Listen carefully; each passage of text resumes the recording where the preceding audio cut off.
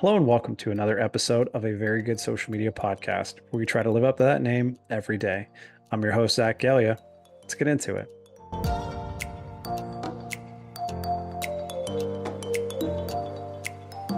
So today's episode, I have the pleasure of welcoming Garrett Downing, Director of Social Media and Digital Host for the Baltimore Ravens.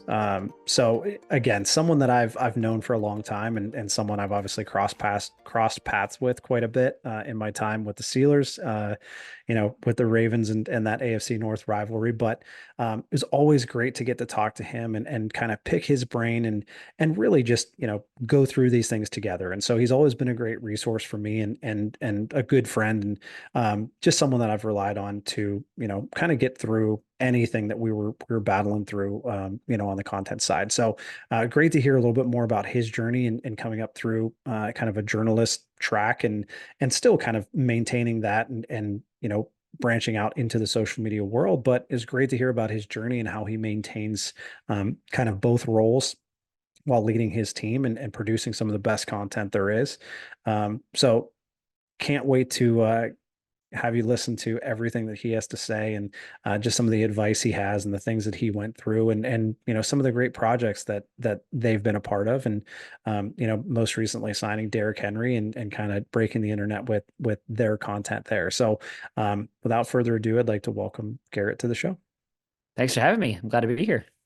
So honestly, it's great to have you, and it's wild. Like I feel like our paths, like I don't know if they crossed when I was first with the Steelers. Like I'm sure we were in the same buildings at different times because you've obviously been with the Ravens for a while. But like I feel like we didn't really get to know each other until one of the like social summits that we had, and we got to kind Mhm. of sit back and chat and talk through stuff. But it was always fun to have like you and Cassie specifically, like friends within kind of the biggest rivalry within our team. Yeah, no, it is kind of funny. Like, there's the rivalry aspect, of course, on the field, but I think it's always good to connect with people that you see twice a year within the division. Of course, you being one of those people when you were with the Steelers. So, yeah, it's great. Those social summits I think are always a lot of fun. They kind of got put on hold because of COVID, but I think that that time where you get a chance to connect with people around the league and talk through strategy and have conversations like this, I think it's good. And it's beneficial. And so I'm glad we're getting to do this here today. Definitely, man. Well, yeah, and it's funny because it's like, yeah, the teams playing each other, like, of course, that's a battle, that's a rivalry, that's a big thing. But it's like, all of the digital team, the social teams, like you're all going through the same trials and tribulations, the same issues, the same, whether it's a policy update or a new platform comes to be, it's like it's still, you're all technically like not technically, but like you're all colleagues, like you're all kind of coworkers throughout the NFL that you're trying to kind of get through it together. So it's always nice to have that support system. Yeah, totally. I mean, I think that like you speak the same language and you understand some of the same challenges, whether it's access or just ideas or budget or where you're coming up with the opportunity to interact with players and come up with new concepts. And there's a bit of competitive aspect, in our field as well as on the playing field. Everyone wants to have the whatever it is, the schedule release video that everyone's talking about, or the branding that everybody's talking about, or when the different publications release the top Twitter accounts of the year, everyone wants to be at the top of that. And there's always different challenges that exist when you're in that kind of realm and talking about rankings and that type of thing. But I think that those conversations are valuable just because everybody understands kind of some of the limitations and the advantages that different teams and organizations have. And it's good to pick people's brains and strategize. I just always have enjoyed that and still do.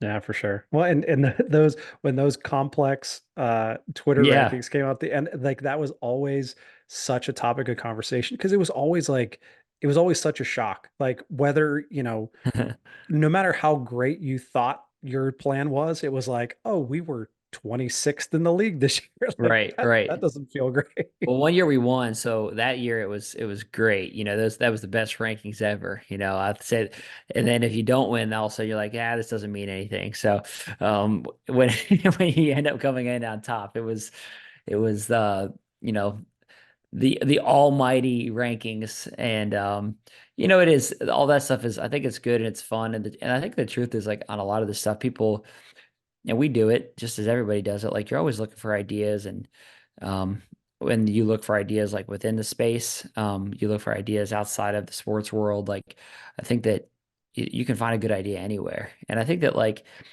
working in the football world, like, you hear like coaches and players talk about that. Like, you can come up with a play anywhere. It could be a high school play. Like, and I think that, like, the same applies, on the content and the media side as well. Like, you can find a good idea anywhere. You can find a good idea in college. And I think for a long time, not a long time, but for a period of time, like, the colleges were kind of really on the innovative space of creating great content on the team side. And it was like, all right, let's look at what these colleges are doing from an access standpoint and how can we tap into all of that. And so I think that, like, it just, you can find good ideas anywhere, I guess, is the long-winded point that I'm getting to. And I think that it's fun to seek those out and try to find them. And when you feel like you've got something that's great, it's fun to bring it to life. Yeah, definitely. And I mean, like, it's something we'll probably talk about a little bit later too, but like that's so important is the process and the organization and the communication and kind of your way of bringing an idea to life is what sets you apart from the other teams, right? Like you said, an idea can come from anywhere. Like good ideas come from, inspiration comes from anywhere, but like it's the teams who can take that inspiration, take that idea and mold this piece of clay into something amazing is those are the ones that end up rising to the top. Yeah, I mean, I agree. I think and I think that's part of what is important about having a team, like, of people that are thinking of ways to be creative and push boundaries and just look for cool content and creativity. And I think that um, you see teams that invest in that space, and not just teams, but leagues and media outlets investing obviously in this space. And I think that it's been encouraging to see that, and it's fun to try to keep up with the Joneses, I guess, in terms of all the exciting things that are happening in this industry. No, seriously. Well, cool. Well, first things first, like I know we kind of started the conversation already, but I want to open it up to you. That's kind of the first thing I always do is just I want to hear about your journey. Went to Ohio University, if I do recall correctly, Yes, correct. all the way to, where you are today with the Ravens and your position and kind of what you're in charge of and what your day-to-day looks like. But just really open the floor to you to just kind of showcase how you got to where you are today and how that all happened. Yeah, so my role is I'm the director of social media for the Ravens and also work as an on-air reporter. And so I kind of have kind of feet in both sides there, in terms of my day-to-day responsibilities. Um, I was a journalism major in college when I went to OU, and so, honestly, from the time I was like in high school, I had this interest in the media and the sports world. And I can't say, like, when I was in high school that I knew I wanted to be a director of social media for an NFL team, like, not that clarity, but that job didn't even exist at that point. And so I think I knew I wanted to work in some space related to sports and content and media and something in that intersection. So my first job out of college, I guess before I graduated, let me just back up a second. I did a couple different internships in different places. I worked at the Washington Post. I worked at a TV/newspaper web multimedia role in Las Vegas for the Las Vegas Sun. I worked for Columbus Dispatch on a couple different internships. So I did these internships in different places and got some really great experience. And it was really valuable to me to, I think you learn as much, if not more, in a 3 month or 6 month internship as you do, an entire in your college career. I really do. Someone told me that one time, and I really do. I always felt like that real world experience in this field, in this industry, was as much as beneficial, if not more so, than any of the actual academic work. And I just felt like it was just so valuable to learn from other professionals and to actually do the job.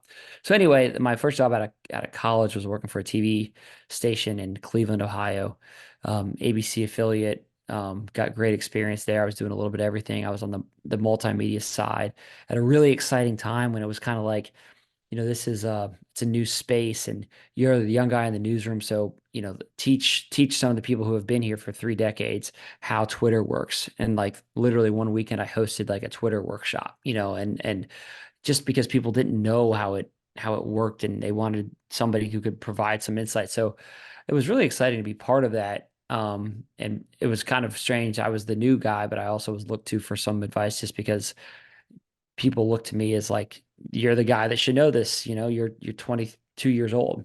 So anyway, then I was there for about a year and a half. It was a really good experience. Did a little bit of everything, like I said, news, weather, traffic, sports, a little bit of on air.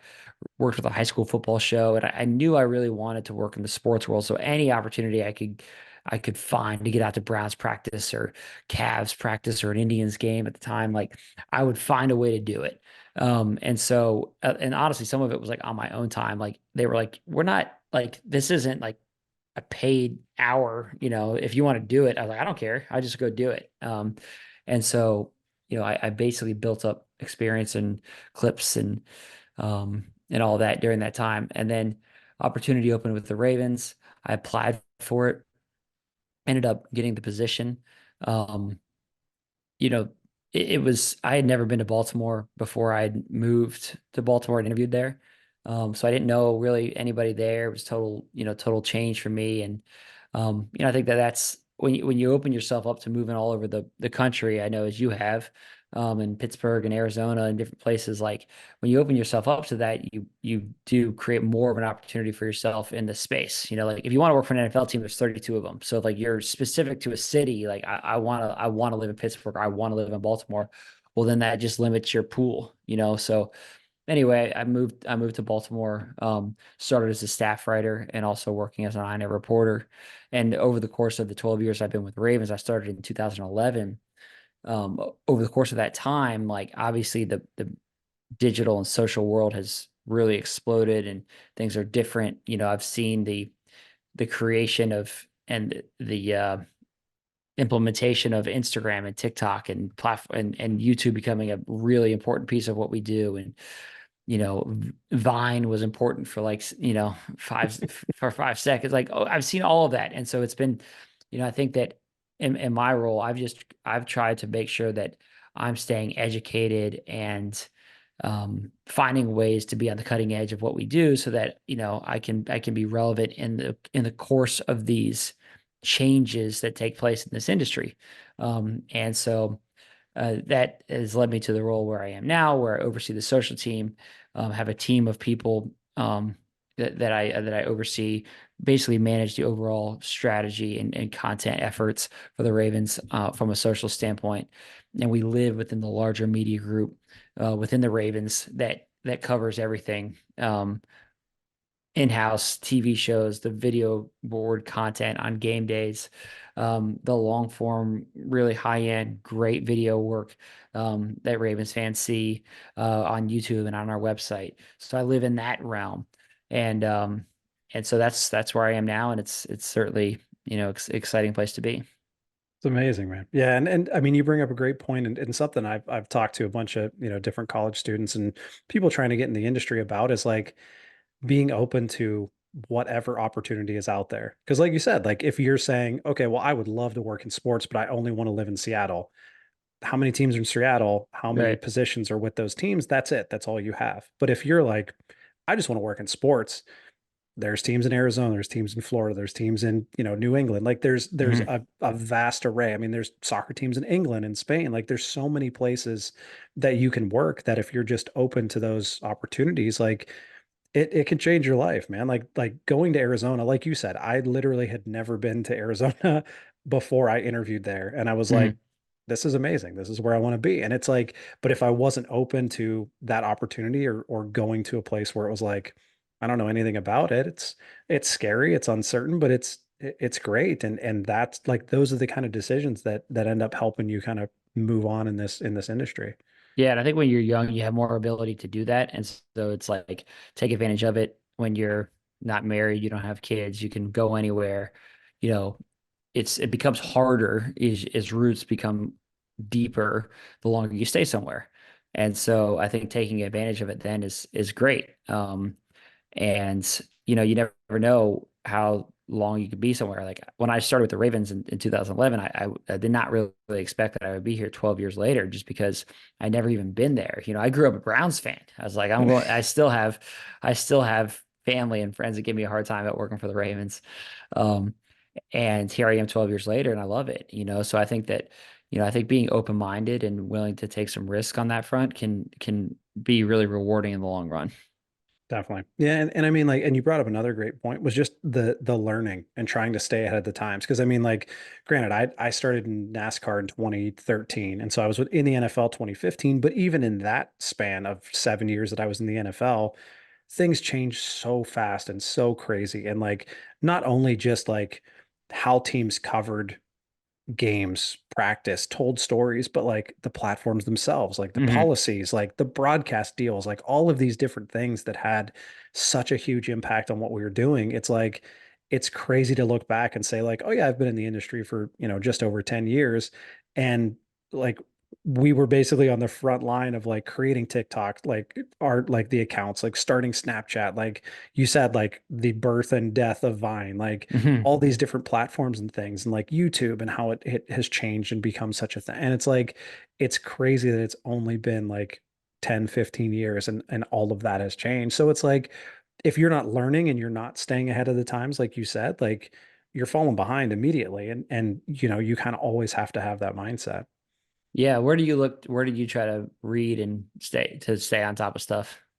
Honestly, like LinkedIn has been great because there's Hmm. so many people on there that have just updates upon updates on things that are happening that are so huge. But there's also a website called socialmediatoday.com that's basically like ESPN.com, but for social media. And it's Yep. like, as a social media nerd, I love it. And it's like, it gives you kind of those in-depth thoughts on updates that are coming, updates that could be coming, things that could change, litigation that may end up, forcing different things, like so many different things that it's great to be able to learn. And then just, conversations like this, like conversations with others in Major League Baseball, like anyone that you can get, a couple minutes with, just picking their brain and hearing what they have to say. Yeah, and I think that's great. There's kind of go back to what I said earlier. You can find good ideas anywhere, and I do think it's like it's it's been interesting that the media space has really in social media like has I think risen to the forefront of a lot of conversations, around these teams and leagues. Like just look at an example in the NFL, like the quarterback series on Netflix, access driven, long form storytelling, documentary series type content. That's the type of thing that at the team level, like we talk a lot about. And so, I think that like, there's been a lot of ink spilled about that series and the process and you can extend it beyond. It's not just quarterback, it's Drive to Survive, which everybody loves, and the PGA one. It's like all of these, right? And, I think that like seeing that be at the forefront of the conversation on so many levels from a fan affinity standpoint, from a revenue standpoint, I think it's all it's all exciting. And so I think that like staying up to date on those trends and thinking about, okay, how does this like apply to us, at the team level for on the local level for the Baltimore Ravens, how can we take some of these learnings and try to apply them? And and that's what we do. And so I think that like, as we're both saying, staying on top of those trends and those the industry norms and the creative things that are taking place, I do think that that is a really important piece.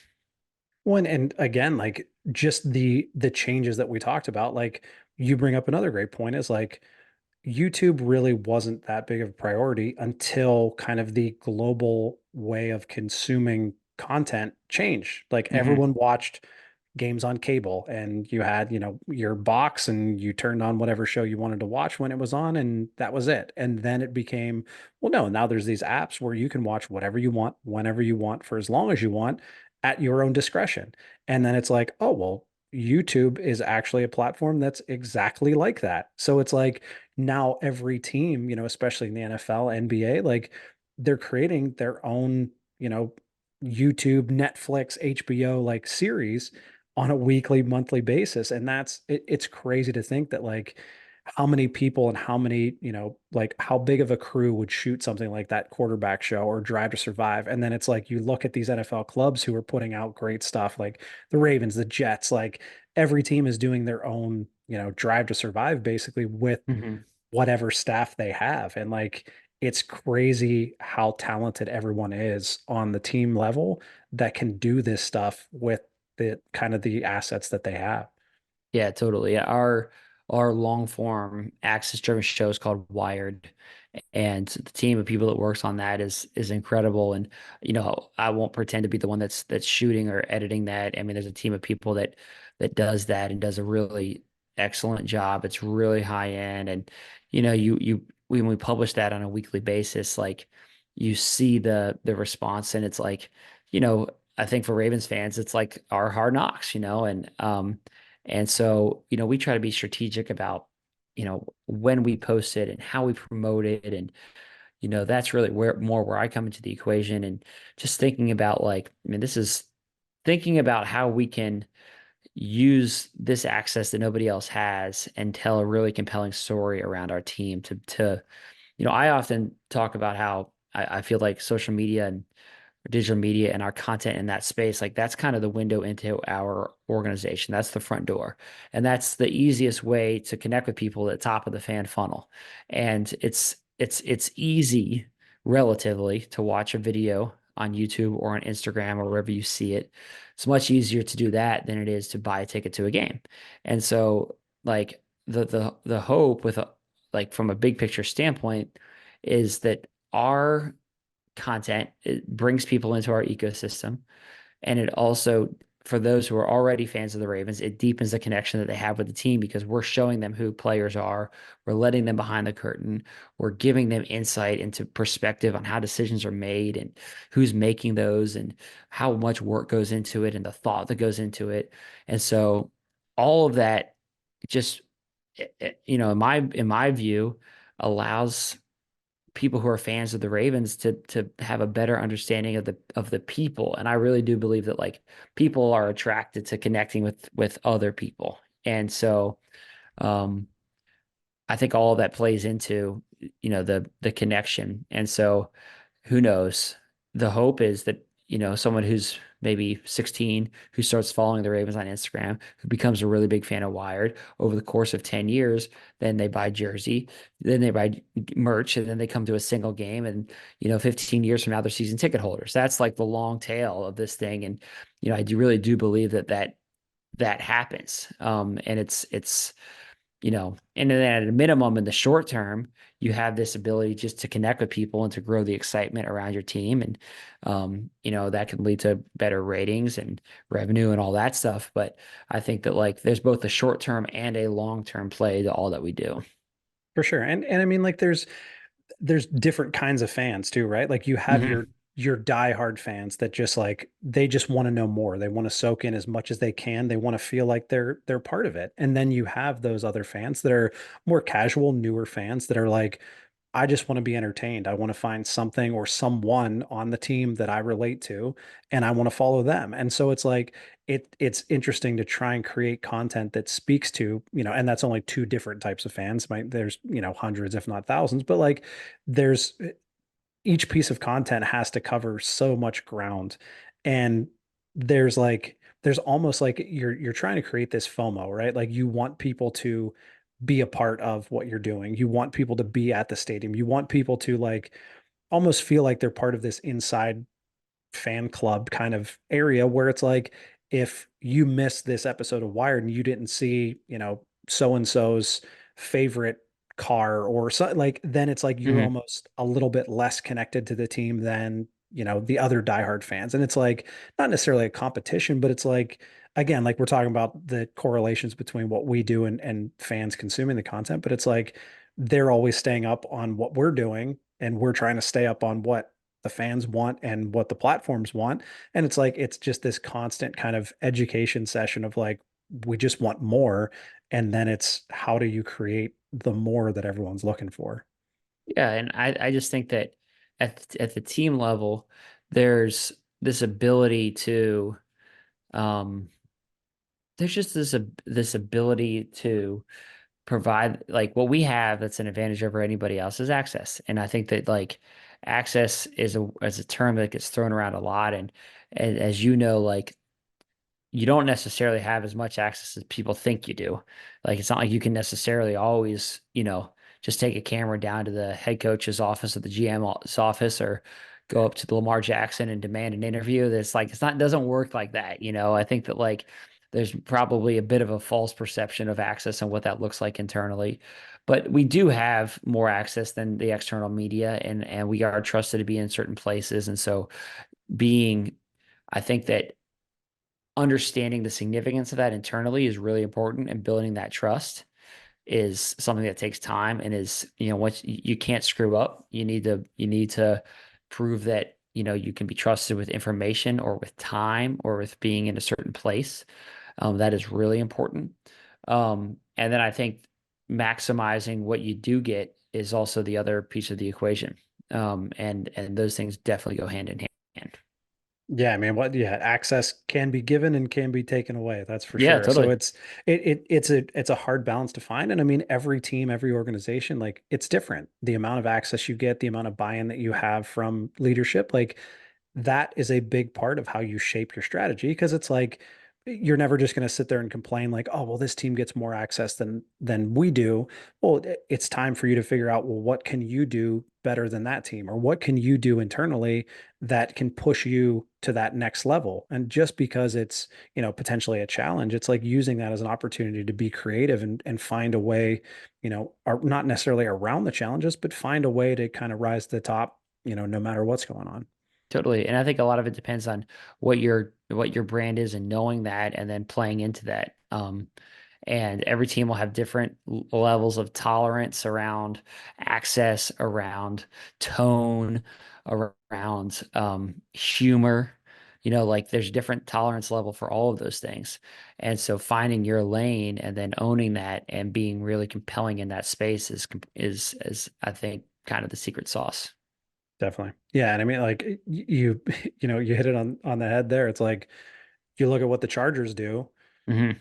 We could never do that with the Steelers. We couldn't do that with the Cardinals. Like, and that's an advantage for them because they can kind of go outside the norm and stand out. But that's not to say that there's nothing that the Steelers or the Cardinals or the Ravens could do to equate to that. It just has to be a different type of strategy, a different type of plan, and a different creative. Yeah, totally. And I think that, you know, understanding that and having that like knowledge internally is part of the equation. And then again, like you said, if you can't be on the cutting edge of the humor realm, okay, well, what can you be on the cutting edge of? And so finding what that thing is, maybe it's access, maybe it's high-end, branding, visual aesthetics, maybe it's beautiful photography. It could depend on what it is based on your team, your budget, your players. I think all of that plays into it. But I think finding a way to be compelling and cutting edge is no matter what your limitations or circumstances are, is really important. All right. So one thing I wanted to cover about your journey was just the fact that, like you said, you majored in journalism, writer, on air, then moving into the social world, being the social manager, being a social director, while also keeping that on air reporter side of things. That's not necessarily something that you see a ton, especially in our space in sports. And just wanted to hear a little bit about kind of that journey and how you went about that and how you kind of maintain that on a day-to-day basis. Yeah, I think it's a bit of a result of like how I was hired as a content writer initially, also with the on-air piece of it. And so that's that's been something that I have had that, background since before I started with the Ravens, and I've maintained that. I as the industry has changed, basically my role shifted into a where I then oversaw the social component. Like when I first started the Ravens in 2011, there was no director of social media, like that didn't exist. And so obviously there became a point where it was like there needs to be someone dedicated to this space. And so I took on that responsibility while maintaining the on-air element of what I had done since I started with the Ravens. I think that, it is a bit unique in that role, in that aspect. There's someone on my team, Cassie, who you mentioned earlier. She also works on air as well, and is our social media manager and does a great job in both facets. So I think that I think with everything, whether it's being a director or manager of social or being an on-air person, I always say this to people when they ask what's the path? And I always think that there's not one path. I think that you can go a variety of different ways. I remember when I was in college, and at that point you really had to I don't feel like I'm that old, but when I think about stuff like this, I'm like, maybe I am getting old. Um, at that point you had to declare whether you were a print major or whether you were a broadcast major, and it was within the journalism school. And it was the broadcast people went and worked for TV stations, obviously, and then the print people went and worked for newspapers. And um, anyway, I remember someone saying to me at that time, because I even in college I did both. I did writing, I did a ton of writing. I worked for the newspaper, I worked for the TV station, so I did kind of it all.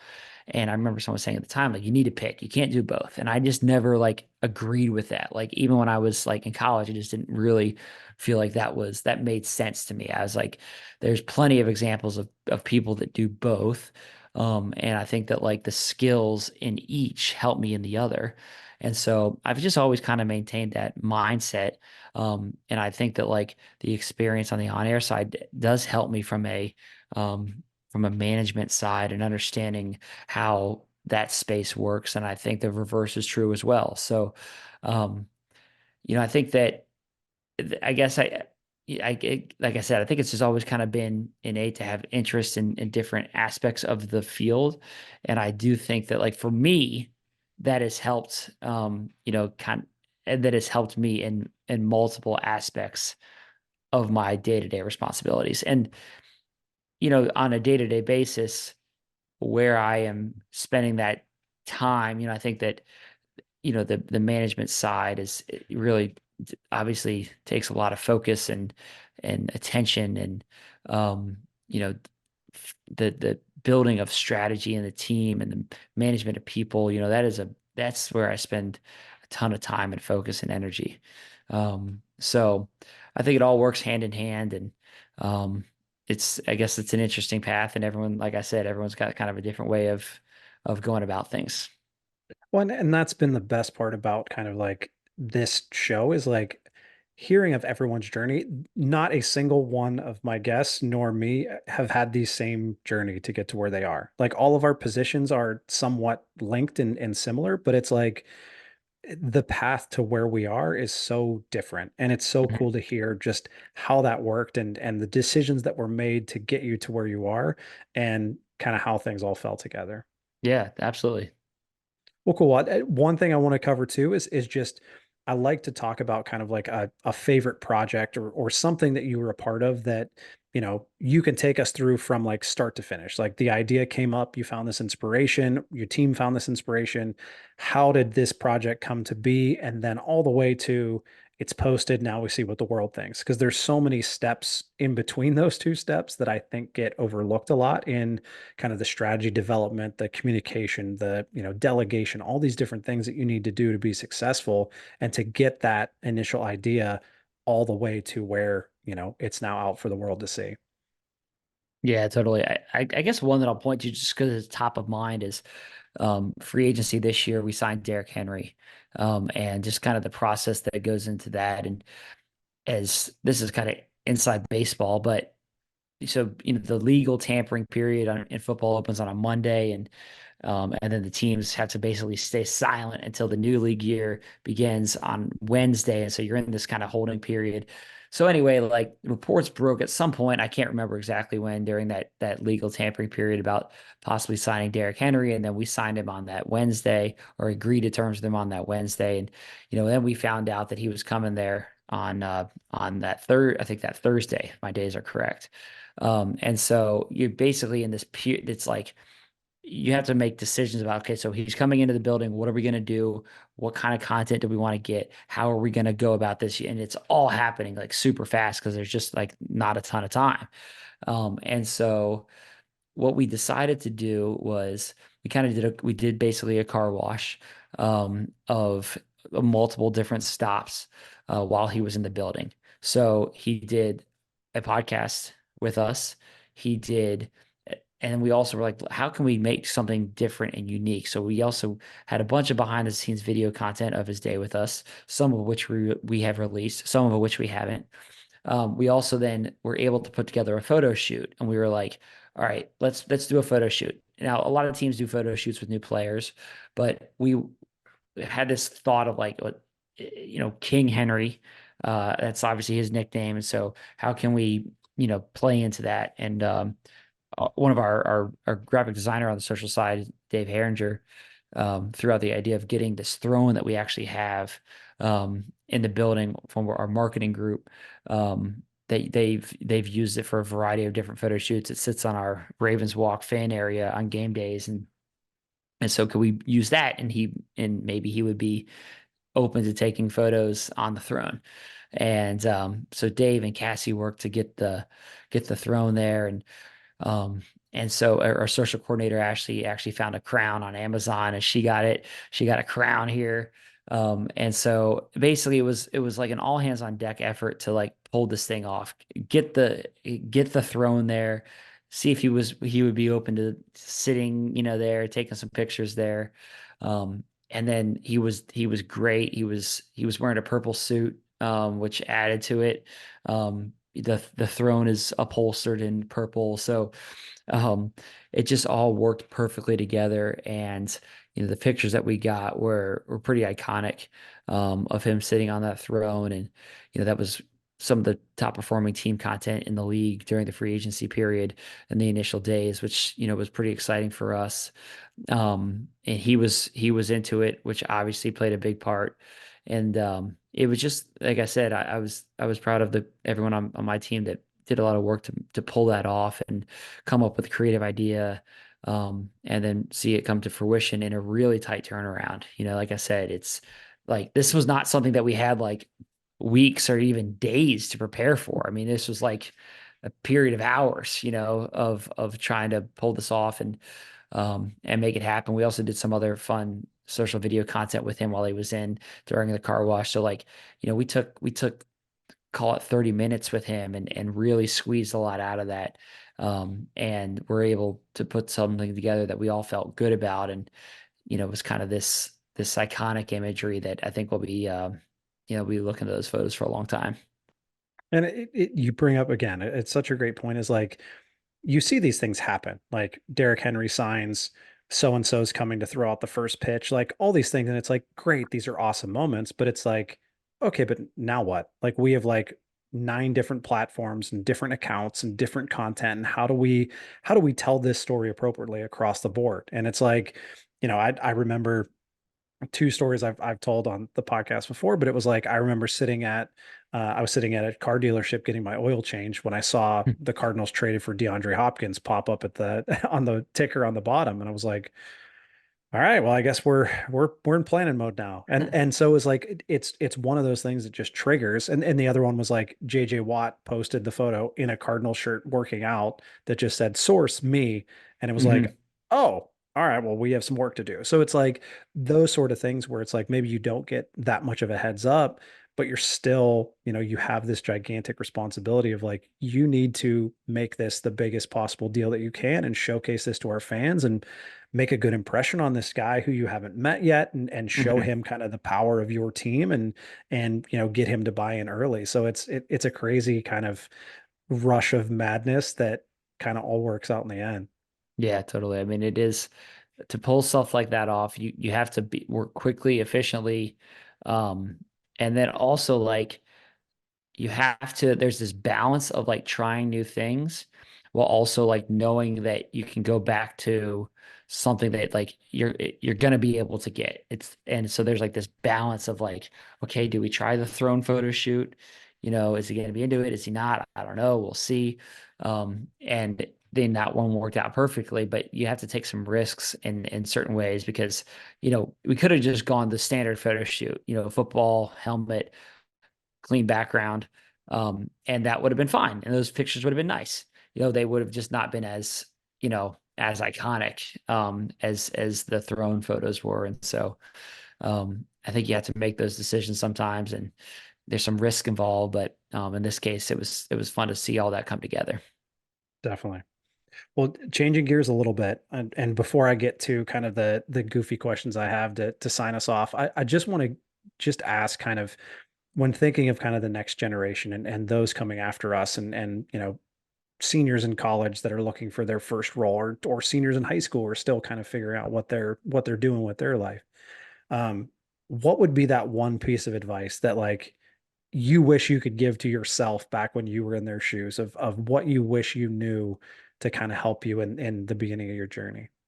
I think just getting involved and doing things like that's my main thing that I tell people if you're going to college, like it's always better. I feel like if a high school student asks me as they're going to college rather than like a student who's coming out of college who hasn't, taken advantage of the opportunities that are there. But like if you're going to college, like get involved in everything, write for the newspaper, work for the TV station, work for the football team, the basketball team. Like there's a lot of opportunities that exist on a college campus, especially like if you're doing work that's unpaid, like which I did a lot of that and it's experience building, especially like if you're working for again a student newspaper and you can also get paid opportunities too. I'm not saying only do unpaid, if you can get paid even better, but I think that like the real value of those opportunities at the college level is experience.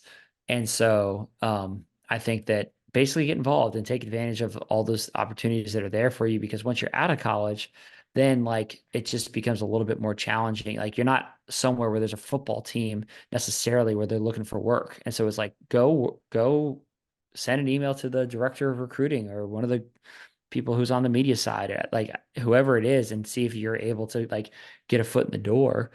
Um, and I think you'd be surprised at how willing people are to answer someone who is like hardworking and passionate and driven and shows that like, hey, if you give me this opportunity, I'll make the most of it. So, I think that's like, I don't know, that's not like the most unique piece of advice, work hard and look for opportunities. But I just think that like you don't realize necessarily all the opportunities that are right in front of you and taking advantage of those is something a lot of people don't do. So if you just take advantage of that, you're already a leg up on the competition.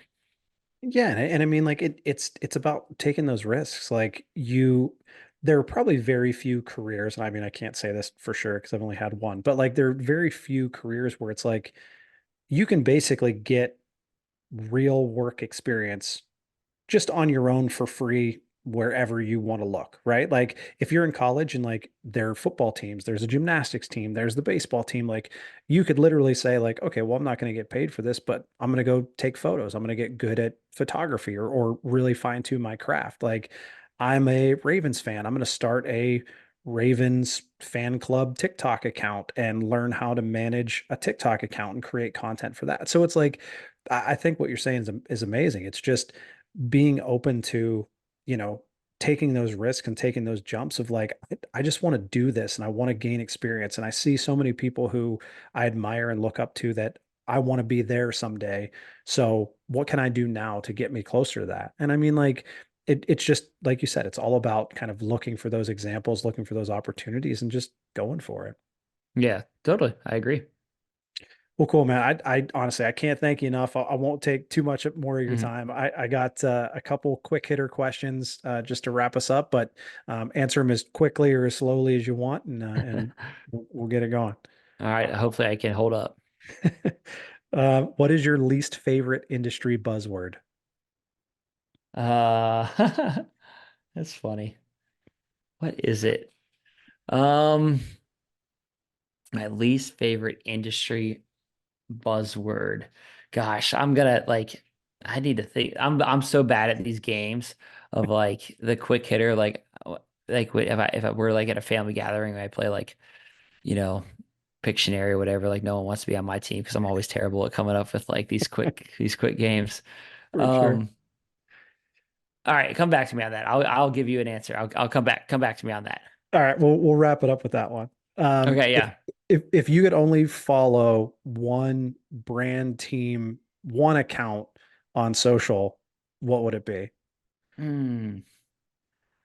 I think Bleacher Report has always done a great job of just informing you of the news of the big news and also keeping it culturally relevant. I just think they do a really good job of they got a huge audience. And so I guess if I was picking one to just keep me informed of the sports world, I would maybe pick Bleacher Report.